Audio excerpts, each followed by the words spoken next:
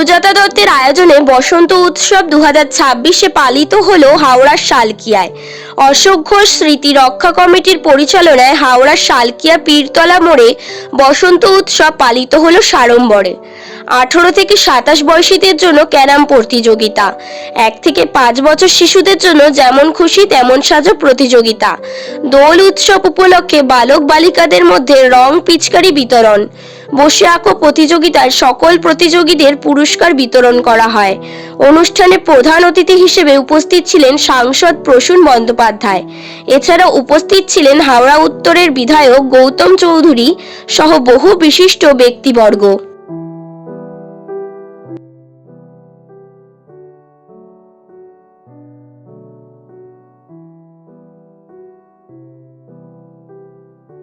तुम्हारा नाम क्या है? তুমি কি সেজেছো? তোমার নাম কি? আমি বলতে পারি আমাদের সাথে আছি এবং থাকছি, এবং এইখানে প্রতিবারই ওরা খুব সম্মান ও সুভাবে গান মানুষের কাছে যাওয়া খুব ভালো করে।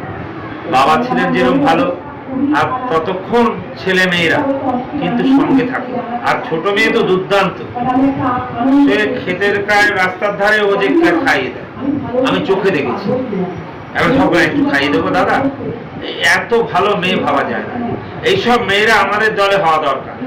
কিছু মনে করিস না, আমি বলছি যে আমাদের আছে তারা, কিন্তু তাদের সামনে আনা হচ্ছে না। সবাই হিরোতে না, ভীষণ ভালো মেয়ে। আমি ওকে এতটুকু থেকে দেখেছি, বাইরে গেছে, ও দেখেছে, ও তো আগে দেখেছে এরকম ব্যাপার, কিন্তু ও নিজের থেকে নিজের চিন্তা ভাবনায় সবাইকে সব ভালো। আমি তোকে প্রমাণ দিচ্ছি একটা, আমি যখন যেটা আমাদের লড়াই হচ্ছে, যখন ওই সময় ও একটা গাড়ি কিনে দিয়ে দিচ্ছে যে বসুন্ধরা তোমাকে দৌড়াতে হবে না, এই গাড়িটা যাও।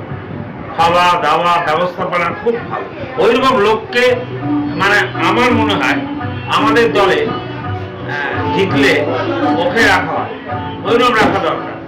ওইরকম মহিলা মানে মোহনবাগান বলে না, ইসবল বলে না, এটা হচ্ছে দেশে ভারতবর্ষের বাংলার, এবং তার মানে বাবা বিরাট লোক ছিলেন সবার জন্য। আমি প্রতিবারই দেখি কোথাও খাওয়ালো, কোথায় সবাইকে দিল ব্যবস্থা, নিজের পকেট থেকে, কারো কাছে পায়ে ধরে না, করে সবার জন্য করে। সেই না আমার মনে হয় এইরকম মেয়ে এরকম সমভাবে যাচ্ছে, এরকম আমি দেখলাম। অনেক ছোট আমার, হ্যাঁ, কিন্তু সবচেয়ে ভালো ওকে কিন্তু ভালো লোক ভালোবাসে। আমাদের সুপ্রিদা এত বিরাট লোক, সে কিন্তু একে ভালোবাসে সব জায়গায়। সে না, আমার বলার কথা হচ্ছে যে আমরা চাই ওকে আবার ওর বাবার মতো কাজ আমরা চাই। ছোট ছোট বাচ্চাদের হাতে আমরা রং তুলে দিই, রঙের খেলা। তো অনেকেই আছে যারা রং কিনতে পারে না বা তারা সম্ভব হয় না, সেসব বাচ্চাদের এলাকা সেসব বাচ্চাদের অনেক আরো সঙ্গীও আসে। মানে এখানে ছোট বড় কোনো ব্যাপার নেই, সবার কাছ থেকে সবার বাচ্চারা আসে রং নিয়ে যান, এবং আমাদের খুব ভালো লাগে। রং তো বড় সব জেনারেশনেই আছে, রং আর এখন যে জেনারেশনটা এসছে এরা বেশিরভাগ মোবাইলেই ব্যস্ত থাকে। তো দেখতে বলবো সব ছেড়ে বাড়িতে মানে বাড়িতে থেকে রঙের দুটো দিন সবাই মিলে আবিরের রঙে রাখা হচ্ছে, এবং শান্তিনিকেতনে যেভাবে হয় সেভাবে না হোক, ছোট করে ওই নিজেদের সংস্কৃতিটাকে ধরে রাখার জন্য ক্যারাম কম্পিটিশন ছিল, ড্রয়িং কম্পিটিশন ছিল দুটো গ্রুপ, আর আজকে ছিল প্রাইজ সবই বাচ্চাদের নিয়ে।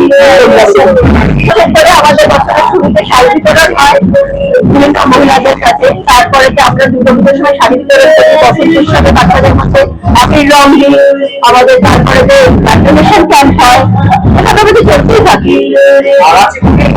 প্রশিক্ষণ যাচ্ছে, আমরা গিফট কম্পার দিচ্ছি, তাছাড়াও বিভিন্ন প্রোগ্রাম হচ্ছে, সেখানেও বাচ্চারা প্রচুর বাচ্চা পার্টিসিপেট করছে। প্রায় 50 জন বাচ্চা নাচগানেতেই আছে। আপনি কি আছে তারপর সবসময় বাচ্চাটা ছিল, আছে, থাকবে, এবং আমাদের কাজ যখন যাচ্ছে কোনো প্রয়োজনে আমরা সবসময় পাশে আছি। আমরা প্রতিদিন সবাই পাশে ছিলাম, সবাই জানে এলাকাবাসীরা বিভিন্ন সময় আমরা তাদের পাশে ছিলাম। তবে আমরা স্যানিটাইজ থেকে আরম্ভ করে খাবার ডিস্ট্রিবিউশন থেকে আরম্ভ করে মেডিসিন থেকে আরম্ভ করে হসপিটালাইজ থেকে আরম্ভ করে সবকিছু আমরা মানুষের পাশে থেকেছি, করেছি। আমরা সবসময় রয়েছি। আমাদের সাংসদ আসছে, আর থাকছেন আমাদের হাওড়া জেলা হাওড়া জেলা কিন্তু প্রথম কল্যাণ ভাষা আরো সবাইকে বিশেষ অতিথিরা হাওড়া জেলার থাকছে।